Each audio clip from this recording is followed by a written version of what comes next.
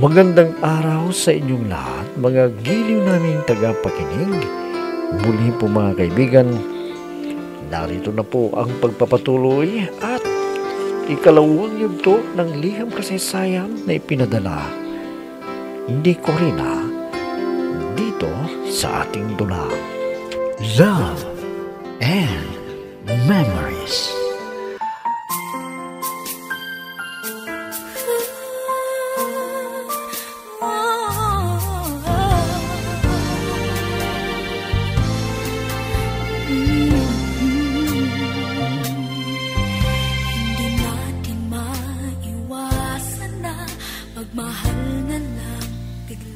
Sana papayag si Marco na pupunta ako ng abroad, pero ipaniwala ko sa kanya na kailangan ng inay na maipagamot. Kaya wala siyang nagawa. Mabilis ang magalis ko at natapos din ang mga papeles na kailangan ko. Kaya nang sabihin ko kay Marco na ilang araw na lang ay aalis na ako papuntang abroad, Marco, pasensya ka na ha. Ilang araw na lang ay aalis na ako papuntang abroad. Ano? Bakit naman ganyan, Corina? Parang hindi ko yata kaya na malayo ka sa akin. Pero kung yan talagang desisyon mo, hindi kita pipigilan. Dahil para naman yan sa mahal mo sa mong buhay eh. Hindi bale. 2 taon lang naman ang kontrata ko eh. Sana tiisin mo at titiisin ko rin para sa ating kinabukasan. Sana ang hiling ko, huwag kang magbabago ha. Hindi ko yung magagawa, Corina. Alam mo naman na mahal kita. Pero ang inaalala ko, baka makakita ka na masigit pa sa akin doon. At may kaya pa sa buhay. Ipagpahit mo ko. Ano ka ba? Pupunta ko doon para magtrabaho. Hindi humanap ng ibang mamahalin. Pagtiwala ka lang sa akin dahil lubos ang tiwala ko sa iyo. Sige. Aasahan ko yung sinabi mo. Lagi mo kong tawagan na. Lalo na kapag wala kang trabaho. At isipin mo, nandito ka pala yung naghihintay sa'yo. Papangako ko sa'yo, Marco. Lagi kitang tatawagan. Ano ba to? Ngayon pa lang namimiss na kita. Kung gano'n, patunayan mo sa akin ngayon, Corina. Natapat ka nga sa akin. Marco, Corina. Huwag mong gawin to. Corina. Para hindi ako magkaproblema. Basta, hintayin mo ako. Babalikan kita. Huwag sa ngayon. Huwag.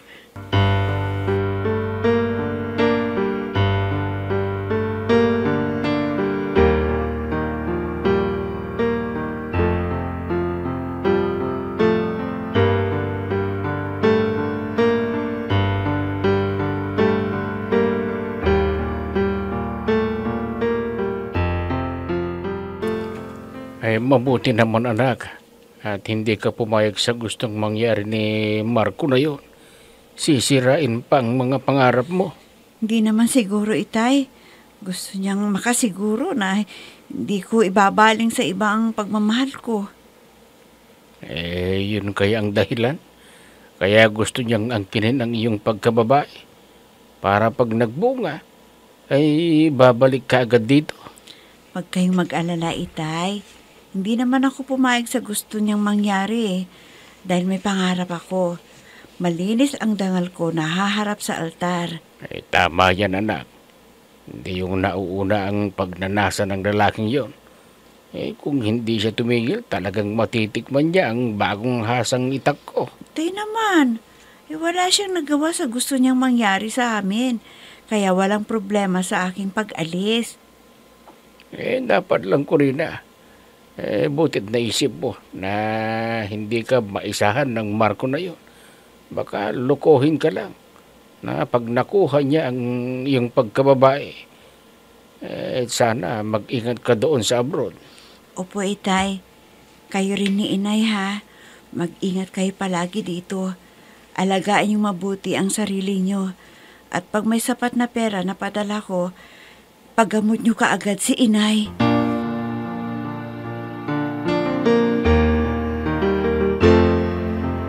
I'm so blessed I have you, 'cause you gave the world to me. You're my inspiration, the perfect one in my life forever. You make my life complete. Oh, ang swerte mo naman, friend. Tinulungan ka ng pinsan mo. Kaya makakapagtrabaho ka na sa abroad. Oo, friend. Ilang araw lang tayo na magkikita magkakausap. Kasi bukas ng madaling araw, magbiyabiyahe na ako papatungong Manila. At doon ko nahihintayin ang flight ko. Hoy, friend. Huwag kang magbago sa akin, ha? Baka pag umasenso ka na, hindi mo na ako kilala. Kung pwede, tulungan mo rin ako. Ha? Ano bang tulong ang gusto mo? Siyempre, gusto ko ring mag-abroad. Karamihan ng mga dalaga dito sa lugar natin ay nag-abroad para guminhawa ang buhay. Yun lang pala Hayaan mo. Basta natapos ko na maipagamot ang inay, tutulungan din kita. Dahil tinulungan mo din ako. Kaya dapat din na tumulong ako sa kapwa ko na hirap sa buhay. Lagi kitang pagdarasal, friend, na maging mabuti ang kalagayan mo doon sa abroad. At huwag mong kalimutan ang friend mo na naghihintay sa'yo dito. Salamat, friend, sa panalangin mo. Sana magtagumpay ako na makamit ang pangarap ko na maiahon sa hirap ang mahal ko sa buhay at makabili ng lupa na pagtatayuan ko ng malaking bahay. Ha? Baka naman paupahang bahay para may kita ka buwan-buwan. Hindi, friend. Talagang bibili ako ng lupa dahil hindi namin pag-aari yung lupang kinatitirakan ng aming bahay. Ha? Ay, naku sana, friend. Kung umasenso ka, ay huwag mong kalimutan na galing ka rin sa hirap at tumulong ka rin sa mga kapuspalad na mga tao. Oo naman. Talagang gagawin ko yan, friend. Para maibalik ko rin ang tulong na ginawa ng pinsan ko sa akin. Para maging magaan ang pagpasok ng swerte sa buhay namin.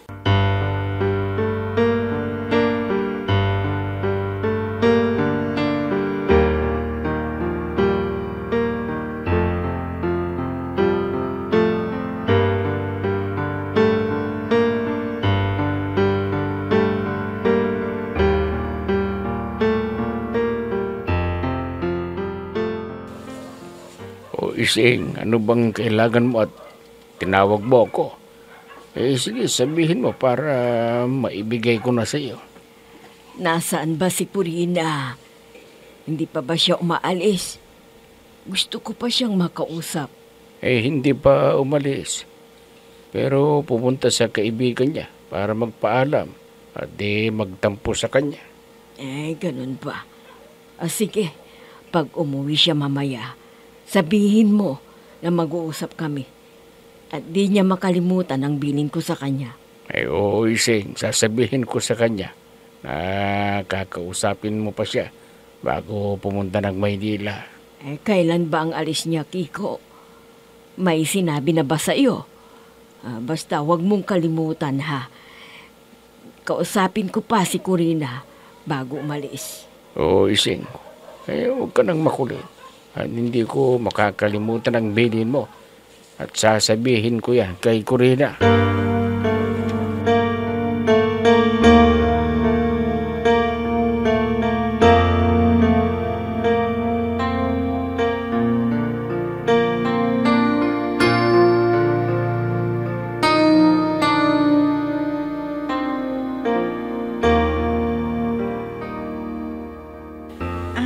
Mabuti at dumalaw ka, Marco, bago ako aalis. Bukas ng madaling araw, pupunta na ako sa Maynila. Oo, Corina. Pumunta ako dito. Baka sakaling magbago pang isip mo.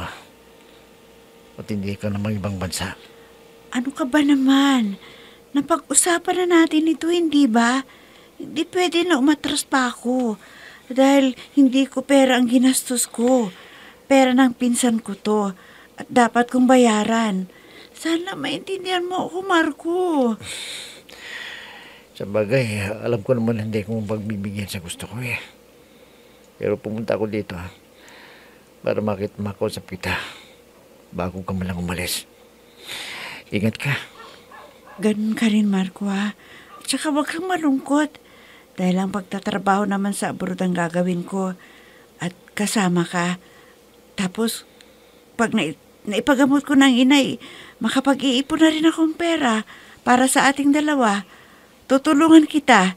Padadalhan din kita ng pera para makapagnegosyo ka rin dito. Sana nga matupad mo yung mga pangarap mo. Lagi akong naghihintay sa'yo sa pagbabalik mo. At nandito ako na nagmamahal sa'yo.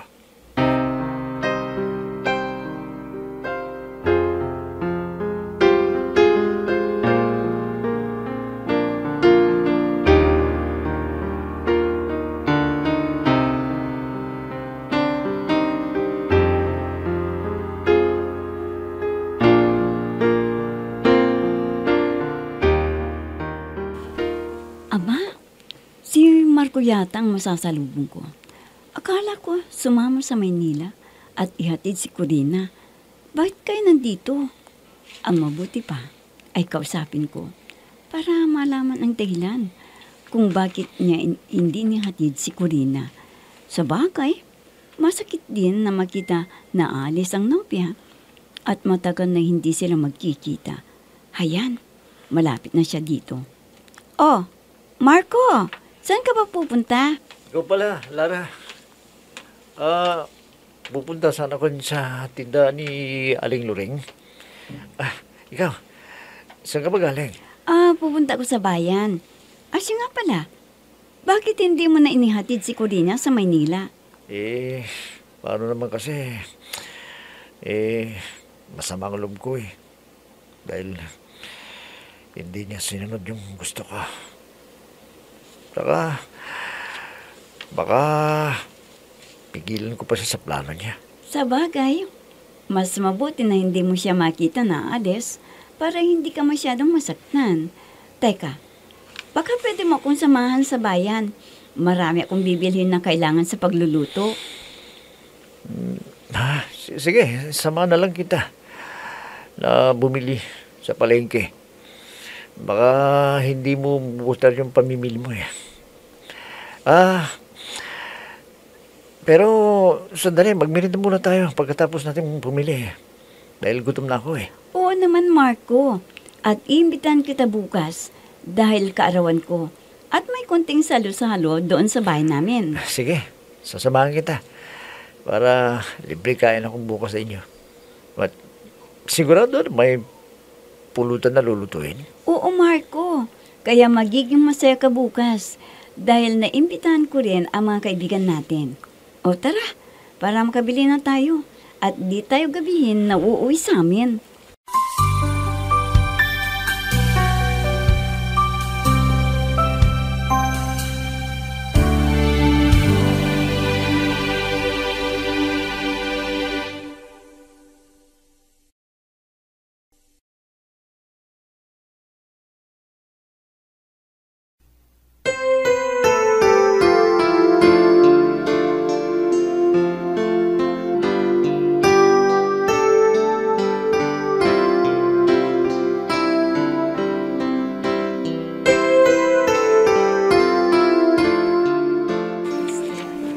Ay, nakaalis na pala si Corina.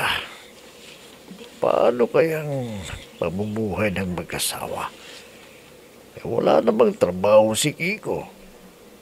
Mabuti pa dadalawin ko sila at bigyan ng bigas at dilata para may makain naman sila. At sigurado na walang pambili ng gamot si Iseng. Bibigyan ko rin sila ng pera. Di bale. Sabihin ko na bigay ko lang sa kanila ang perang ibibigay ko. May kawawa naman ang kapatid ko. Nagkaroon pa siya ng sakit na kailangan na malaking halaga para gumaling. Sigurado ko na giginhawa rin sa buhay ang pamumuhay nila kapag nagtagal na sa trabaho. Si Corina sa ibang bansa, mabibili na nilang lahat ng gusto nilang bilhin. Minsan ng isang simpleng ngiti ay mayroong dala, isang tapat na hangarin at pangakong dakila. Hindi man ito pinapansin, minsa'y Kiko, asan na ba si Corina? Umalis na ba siya? Ay, oo, Ising. Nagpunta na siya sa Maynila. Eh, di ba nag-usap na kayo at pinayuhan mo pa? Oo, Kiko. Mangungulila ako sa anak natin. Matagal na panahon bago siya uuwi dito sa atin. Sana patnubayan siya ng Diyos at iligtas sa anumang kapahamakan. Eh, oo naman. Nandito tayo para manalangin na maging mabuti ang kanyang kalagayan sa pagpunta niya sa abroad. At alam mo naman, ikaw ang unang makikinabang sa unang sweldo niya. Ha? Ano ang ibig mong sabihin, Kiko? Bakit ako lang? Eh, siyempre, ipapagamot ka namin. Pag nagpadala na si Corina, dahil alam niya ang kirot na nadarama mo sa iyong sakit. At naawa siya sa iyo. Kaya nagpursige na mag-abroad. Ganun ba? Oo, ang anak natin. Magtitiis na malayo sa atin para sa ating kapakanan. Ay, huwag ka nang umiyak, Ising. Makasama pa sa iyong kalagayan. Eh, kailangan na huwag kang panghinaan ng loob. Ang isipin mo ay gagaling ka pa. Paanong hindi ako iiyak? Si Corina ang nagsasakripisyo para sa atin. Eh, wala tayong magagawa. Matatanda na tayo. Eh, pero huwag kang mag-alala. Dahil papatnubayan siya ng Diyos doon.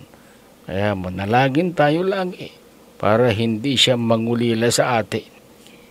Talagang yan ang kailangan ni Corina.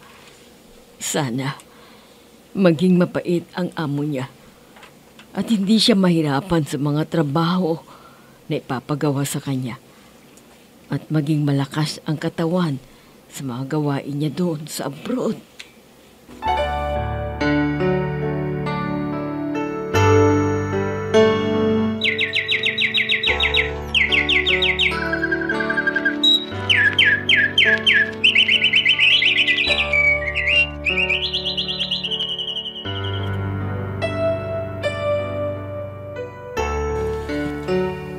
Palang malayo sa mahal sa buhay. Hindi ako mapakali. Lagi ko silang iniisip. Pero kailangan ko din magtrabaho para sa aking mga magulang. Mabuti pa, maging busy ako palagi. At hindi ko mamamalayan ang paglipas ng panahon para hindi ako mangulila sa mga magulang ko. Lalo na si Marco, na alam ko na may tampo sa akin. Kaya hindi ako inihatid sa Maynila. Ano kayang ginagawa niya ngayon? Iniisip din niya kaya ako? O kaya nakikipagbarkada? Magtitis ako rito para matupad ang aking mga pangarap. At pag nakaipon ako, magtatayo ako ng negosyo ko at hindi na ako babalik dito sa abroad. Araw-araw na lang pinapayuhan ng sarili na kaya ko pa lahat, pwede pa magagandang alaala. Marco, tama na yan. Lasing ka na. At umalis na ang mga kainuman mo. Kaya dito ka na lang matulog sa sopa. Kulang pa itong ininom ko eh. Gusto mo ba? Bigyan mo pa ako. Marco, dapat dapat mong intindihin ang kalagayan sa buhay ni Corina. Alam mo naman ang hirap nila sa buhay. At importante sa kanya ay maipagamot ang inay niya na may sakit. Pero paano man ako yung pagmamahal ko sa kanya? Hindi ko matanggap kanyang paglayo eh. Sa umpisa lang yan, Marco. Ang gawin mo, maging busy ka sa trabaho mo. At isa pa, tatawagan ka niya. Hindi na problema. Pag may cellphone ka, makikita mo at makakausap mo kahit nasa ibang bansa. Salamat sa iyo. Pinalakas mo loob ko. Alam mo wala ka, hindi ko lang magagawin ko. Hindi na. Ano ka ba naman, Marco? Huwag kang ganyan. Dahil iniisip din ni Corina ang magandang kinabukasan ninyong dalawa. Pero hindi kaya matokso sa ibang lalaki si Corina. May kaya ligawan siya, ipagpalit na ako sa iba. Kapag nangyari yun, mas mabuti pa sigurong mamatay na lang ako. Marco!